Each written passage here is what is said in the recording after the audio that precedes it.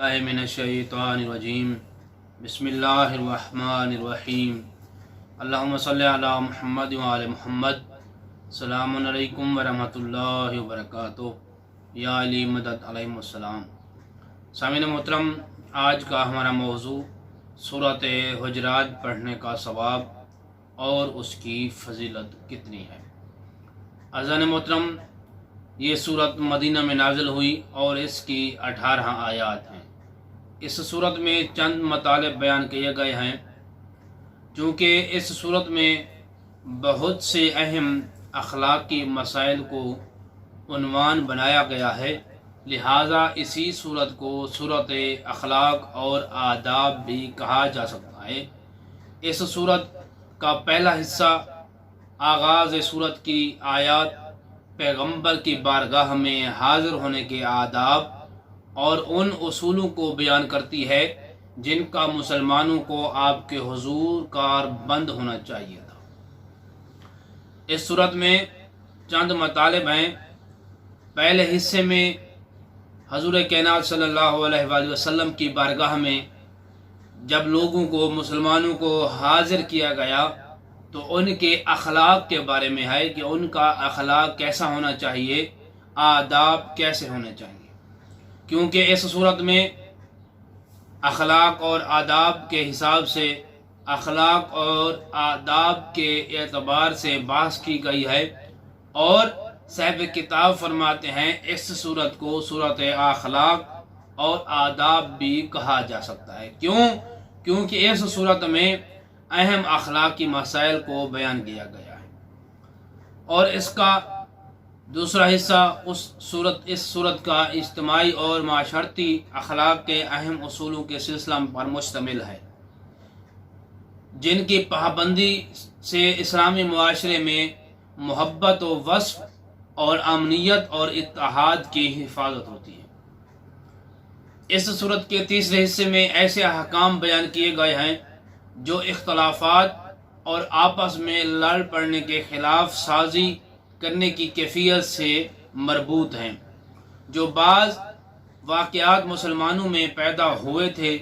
उनके बारे में बयान किए गए हैं कि मुसलमान आपस में इत्तफाक में कैसे रहना चाहिए मुसलमानों को, और उनमें जो लड़वाते हैं, जो झगड़ा करवाते हैं, उनके बारे में भी है कि मुसलमानों के दरमियान आपस में लड़ाई पैदा करने वाले कौन हैं, आपस में मुसलमानों के दरमियान दुश्मनी डालने वाले कौन हैं। और इसके तीसरे हिस्से में ये बयान किया गया है कि ऐसे अहकाम जो इख्तलाफ और इस सूरत के चौथा हिस्से में इंसान की बारगाह खुदावंदी में कद्र व कीमत और मसला तकवा के बारे में गुफ्तगू की गई है। इस सूरत के हिस्सा नंबर 4 में चौथे हिस्से में जो मतलब बयान किए गए हैं उनमें अहम ये है कि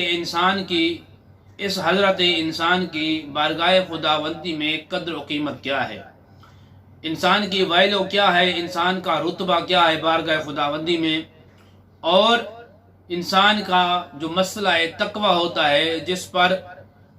तकवा इख्तियार किया जाता है, उस के बारे में गुफ्तगू की गई है। और सामीन मोहतरम, इस सूरत की तिलावत की फजीलत के बारे में रसूल खुदा सल्लल्लाहु अलैहि वसल्लम फरमाते हैं, जो शख्स सूरत हुजरात पढ़ेगा, जो सूरत हुजरात की तिलावत करता है, उसे उन तमाम अफराद के बराबर जिन्होंने खुदा की अताअत की है या नाफरमानी की है, हर फर्द के बदले 10-10 नेकियां उसके नाम आमाल में लिखी जाएंगी। यानी जो बंदा सूरत हुजरात की तिलावत करता है, अल्लाह सुब्हानहू व तआला की अताअत करने वाले अफराद की तादाद के बराबर उस बंदे के नाम आमाल में 10-10 नेकियां लिखी जाएंगी, और जितने अल्लाह के नाफरमान हैं उनकी तादाद के बराबर 10-10 नेकियां इस बंदे के नाम आमाल में लिख दी जाती हैं। इमाम जाफर सादिक अलैहिस्सलाम फरमाते हैं, अल्लाहुम्मा सल्लि अला मुहम्मद व आले मुहम्मद, जो शख्स सूरत हुजरात को हर रात या हर रोज दिन को तिलावत करता है, सूरत हुजरात को पढ़ता है, तो वो ज़ायरीन हज़रत मोहम्मद मुस्तफ़ा सल्लल्लाहु अलैहि वसल्लम में से शुमार किया जाएगा। جو بندہ چاہتا ہے کہ میں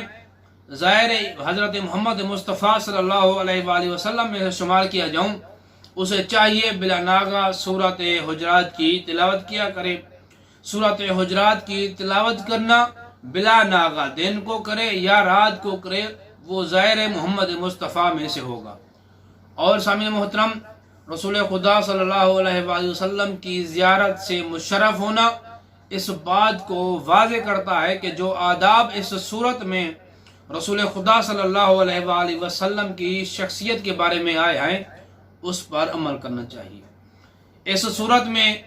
رسول خدا صلی اللہ علیہ وآلہ وسلم کے اخلاق کو نمایاں کیا گیا ہے، شمار کیا گیا ہے، بیان کیا گیا ہے، اور فرماتے ہیں اس صورت کی تلاوت کرنا اور رسول خدا صلی اللہ علیہ وآلہ وسلم کے زائرین میں سے شمار ہونا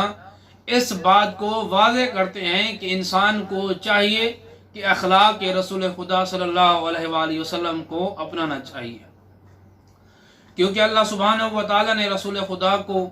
خلق عظیم کا وارث بنایا۔ رسول خدا صلی اللہ علیہ وآلہ وسلم کو قرآن مجید میں اللہ ارشاد فرماتا ہے کہ اے میرے محبوب نبی، ہم نے آپ کو اعلیٰ اخلاق کا مصداق بنا کر اس دنیا میں رسول خدا صلی اللہ علیہ وآلہ وسلم کو اعلیٰ اخلاق کا مصداق بنا کر بھیجا گیا۔ اور رسول خدا صلی اللہ علیہ وآلہ وسلم نے طائف کے بازار میں تبلیغ بھی کرتے تھے اور پتھر بھی کھاتے تھے، پھر بھی دشمنوں کو دعائیں دیتے تھے، بد دعا نہیں دیتے تھے، اپنا اخلاق دکھاتے تھے، اپنے اخلاق کا مظاہرہ کرتے تھے۔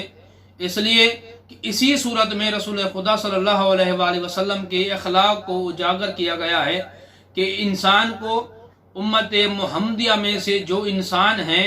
انسان کو چاہیے کہ اخلاق رسول اللہ صلی اللہ علیہ وآلہ وسلم کو اپنائے اور سیرت محمد و آل محمد پر عمل پیرا ہو، تاکہ قیامت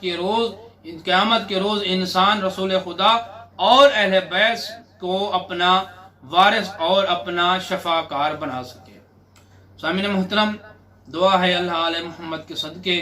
ہمیں صحیح معنوں میں سیرت محمد و آل محمد پر چلنے کی توفیق عطا فرمائے، ہمارے اور ہمارے والدین کے صغیرہ کبیرہ گناہ معاف فرمائے۔ جتنے بھی مومن و مومنات اس جہان فانی سے کوچ کر گئے ہیں، مالک ان کو کروٹ کرو جنت نصیب فرمائے۔